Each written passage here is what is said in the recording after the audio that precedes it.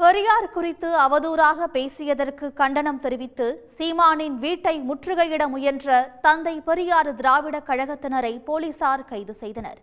கடலூரில் நடந்த செய்தியாளர் சந்திப்பின் போது பெரியார் குறித்து அவதூறாக பேசிய நாம் தமிழர் கட்சியின் ஒருங்கிணைப்பாளர் சீமானுக்கு கண்டனம் வலுத்து வருகிறது.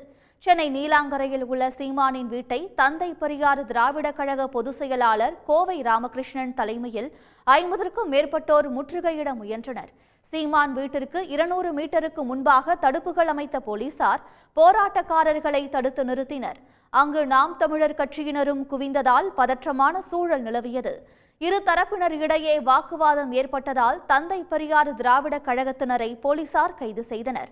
முன்னதாக செய்தியாளர்களை சந்தித்த கோவை ராமகிருஷ்ணன் பெண்களை இழிவுபடுத்தியும் பெரியார் குறித்து சர்ச்சைக்குரிய வகையிலும் அவதூறாக பேசிய சீமான் அதற்கான ஆதாரத்தை காட்ட வேண்டும் என தெரிவித்தார்.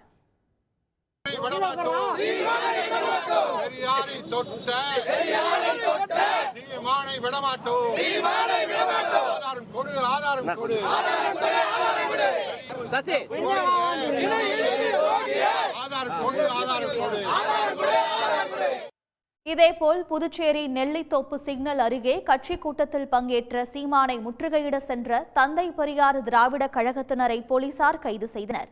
அப்போது சீமானுக்கு எதிராக முழக்கங்கள் எழுப்பப்பட்டதால் பரபரப்பு நிலவியது.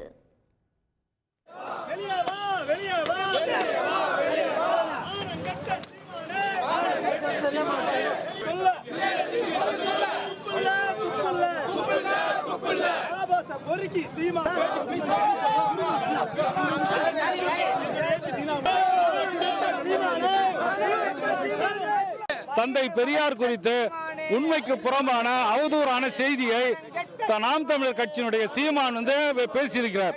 இன்றைக்கு அவர் புதுச்சேரியில் இருக்கிற இங்க அவருடைய திருமண மண்டபத்தில் இங்க ஒரு நிகழ்ச்சிக்காக வந்திருக்கிறாரு.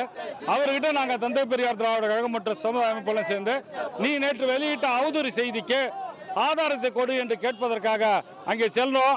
காவல்துறை எங்களை தடுத்து நிறுத்தி கைது செய்திருக்கிறது. பெரியார் குறித்து அவதூறாக பேசிய சீமான் தனது கருத்துக்கான ஆதாரத்தை காட்டாவிட்டால் தொடர்ந்து போராட்டத்தில் ஈடுபட போவதாக தபேதிகவினர் தெரிவித்தனர். உடனுக்குடன் செய்திகளை தெரிந்து கொள்ள சன் நியூஸ் பெல் ஐகானை கிளிக் பண்ணுங்க.